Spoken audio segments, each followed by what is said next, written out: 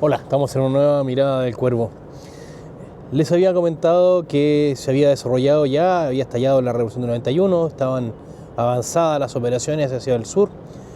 Desembarcando el 17 de agosto de 1891 las tropas congresistas en la bahía de Quintero.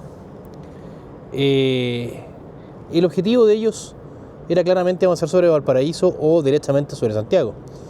Con 9.200 hombres bajo el mando del coronel Estanislao del Canto, sí, el mismo que había comandado a las tropas chilenas en la campaña de la Sierra, habían avanzado con muy buen armamento y con bastante artillería, incluso con apoyo de la Marina. Estamos hablando del crucero Esmeralda, un buque bastante moderno, tal vez el más moderno del mundo en ese momento, y la vieja y querida corbeta Chacabuco como apoyo de artillería desde el mar. Desembarcan los 9.200 hombres y avanzan hacia la desembocadura del río Aconcagua, más o menos donde está actualmente la ciudad de Concón. Para que se haga una idea, donde está la rotonda cerca de la refinería. Ahí se libró una de las batallas más sangrientas de esta guerra, donde es finalmente derrotado el bando gobiernista, que se presentaba a batalla bajo el mando del del general Orocimbo Barbosa y del general Alejandro Alcérreca, ambos en reemplazo del general Velázquez, quien había sufrido un accidente al caerse del caballo días antes.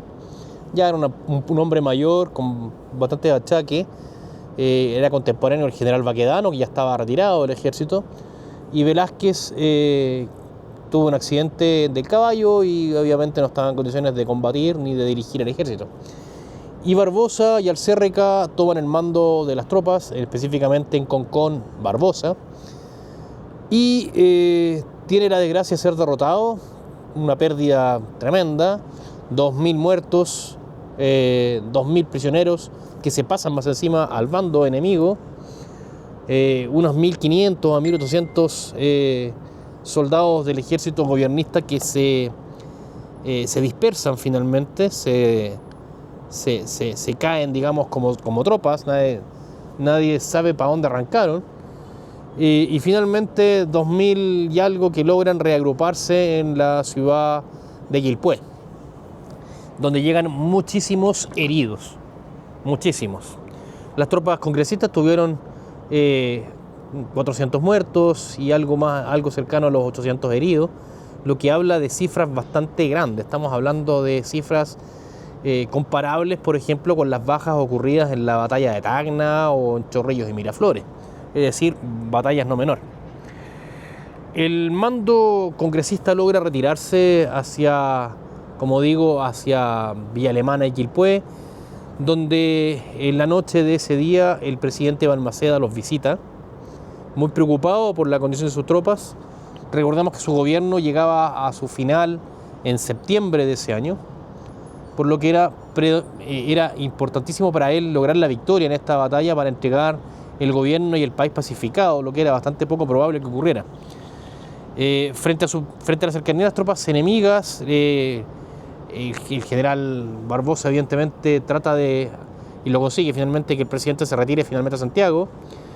El presidente, ante la inminencia de una eventual derrota, empieza a preparar su salida del país. Sin embargo, le aseguran los generales a cargo de su ejército que aquello no habría de ocurrir. Y comienza a prepararse el dispositivo de la batalla final. La idea era evitar el avance de las tropas congresistas que ya habían tomado posesión de la ciudad de Concón y del pueblo los pueblos que estaban un poquito más hacia el norte, todas las caletas de la zona.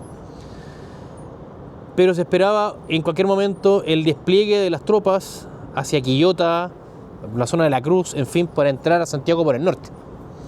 Por consiguiente, las tropas presidencialistas se estaban preparando en la zona de Villa Alemana y Quilpué para cortar el avance de las tropas por ese sector. Sin embargo, el objetivo de las tropas congresistas, para sorpresa de ellos, no fue ese. Las tropas congresistas decidieron apoderarse de Valparaíso para cortar cualquier posibilidad de ingreso económico que tuviera el gobierno, puesto que ya habían cortado los ingresos económicos de las salitreras y ahora había que cortar cualquier influjo, cualquier cualquier flujo de armamento o de pertrecho que pudieran llegar por el puerto de Valparaíso. Por consiguiente, la amenaza directa era Valparaíso y Viña del Mar. De hecho, se hicieron algunos avances a la zona de las dunas de Reñaca, donde se establecieron algunos campamentos del ejército congresista, lo que daba clara intención, evidencia de que la intención era avanzar sobre Valparaíso. Así entonces las tropas congresistas comienzan a avanzar, las presidencialistas comienzan a avanzar con la nueva artillería que había llegado. Recordemos que la artillería completa del ejército congresista se había perdido en la batalla de Concón, casi 30 cañones que se fueron a parar a manos del enemigo, y varias unidades de caballería.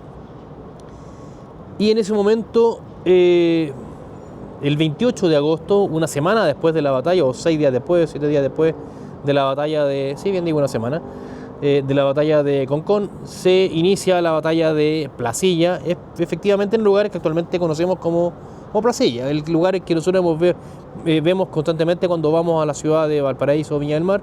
Hay un bosque ahí y ahí se produjo el choque final. Las tropas congresistas vestían la tenida de campaña del norte, una tenida de color brin, color clarita, color blanca. Y unidades de caballería del ejército chileno tenían el dormán con forro blanco. Y al momento de presentarse el combate, ellos avanzan sobre las líneas congresistas y deciden sacarse el dormán, que era la chaqueta corta que usaban, y se la dan vuelta para quedar con la camisa, con el forro blanco por fuera, dándole a entender que se daban vuelta de bando, se cambiaban de bando en el fondo. Y ahí viene el término tan chileno de darse vuelta a la chaqueta. Se dieron vuelta a la chaqueta, pues, y se fueron muchos al ejército congresista. Aquello desmoralizó bastante a las tropas presidencialistas y las tropas gobiernistas se enfrentaron en inferioridad numérica y con bastantes dificultades, siendo finalmente derrotados. Ambos generales y ambos estados mayores se retiran en unos caseríos pequeños donde resisten y son ultimados por las tropas congresistas, y ambos cuerpos, tanto el del general Orosimo Barbosa como el del general Alcérreca, son desmembrados, descuartizados y paseados en carretones basureros por la ciudad de Valparaíso, que cae estrepitosamente en manos de los congresistas, quienes ya sin oposición comienzan a avanzar sobre Santiago.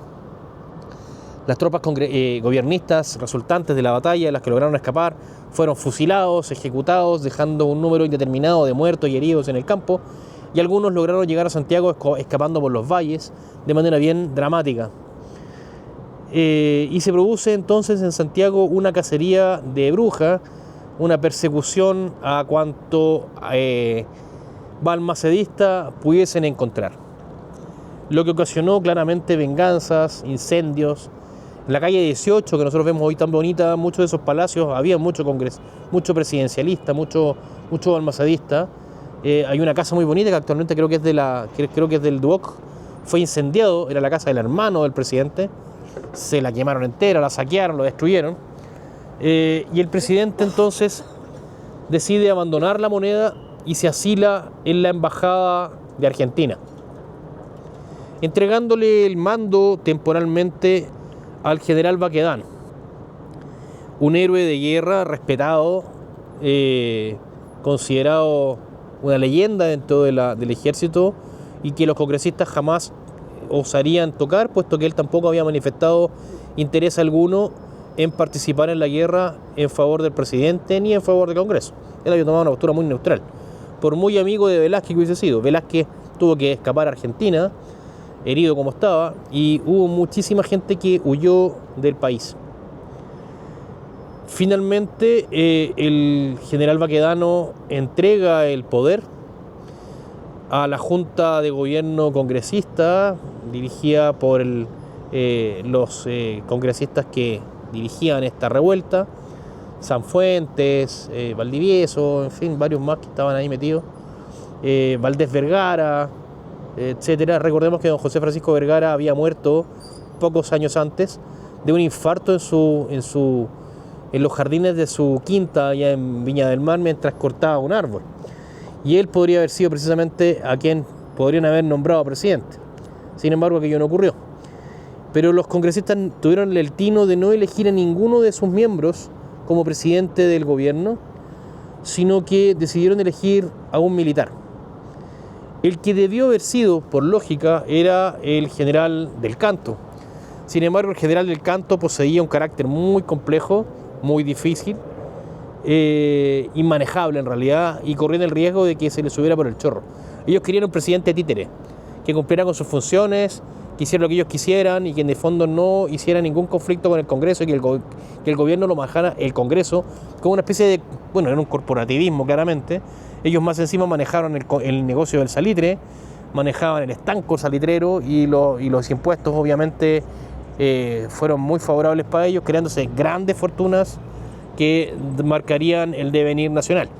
Es por esa razón que esta guerra y esta victoria se le llama también el triunfo de la oligarquía. Hay historiadores que hablan de los gobiernos oligárquicos que vendrían y que claramente marcarían el devenir de Chile por los próximos 30 años. Se decide entonces nombrar al comandante de la Armada en ese momento, un comandante oscuro, bastante poco lleno de luces, que había estado siempre un poco a la sombra de los héroes de su generación, que era Jorge Montt. El almirante Montt, a diferencia de sus congéneres, no tuvo grandes lucimientos durante la Guerra del Pacífico, no tuvo los brillos de Prat, de Condell, de Orella, de Lynch. Fue más bien oscurito, ¿eh? Y aquí tuvo la oportunidad de asumir la presidencia de la República sin hacer mucho ruido, con un carácter planito, parejito, y tuvo un gobierno bastante intrascendente. El Congreso entonces domina el país y comienza, como digo, el gobierno de la oligarquía.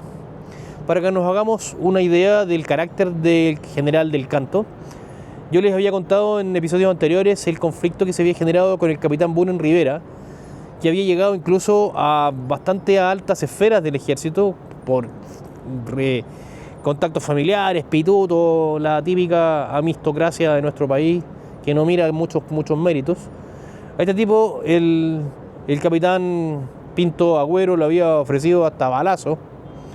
Le dijo que fusilarlo por la espalda era o hacerle un favor porque no tuvo los cojones de bajar a defender a la compañía del Chacabuco que se batía en la Concepción. A pesar de que escuchó la batalla, escuchó el disparo y estaba a pocas leguas del lugar, no quiso bajar porque no tenía órdenes.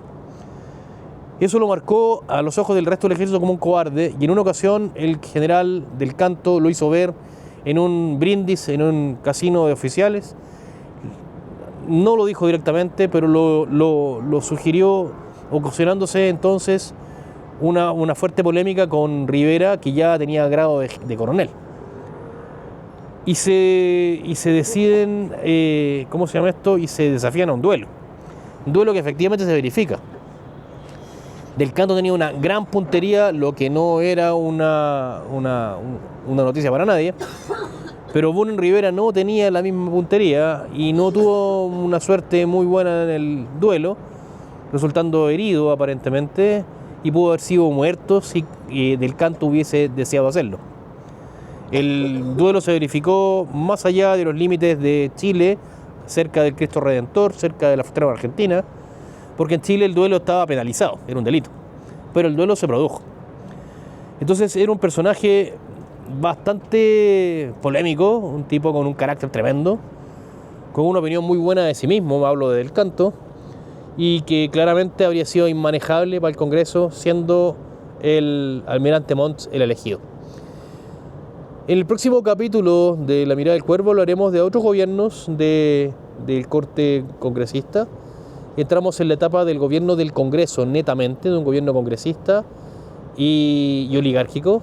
Hablamos de grupos de lo que algunos historiadores llaman la fronda aristocrática terrateniente castellano-vasca, que de una u otra manera veían a Chile como una especie de fundo, y que generó un profundo malestar en las clases populares, puesto que el desprecio por estas clases populares sería el caldo de cultivo a los movimientos de izquierda revolucionaria y de izquierda marxista, que comenzarían a gestarse fuertemente en las clases populares del pueblo de Chile.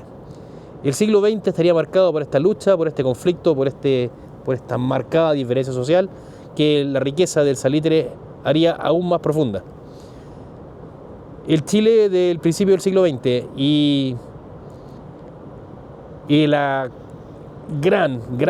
grave situación social del pueblo de Chile y los gobiernos oligárquicos serán tema de un próximo programa de La Mirada del Cuervo. Nos vemos, chao.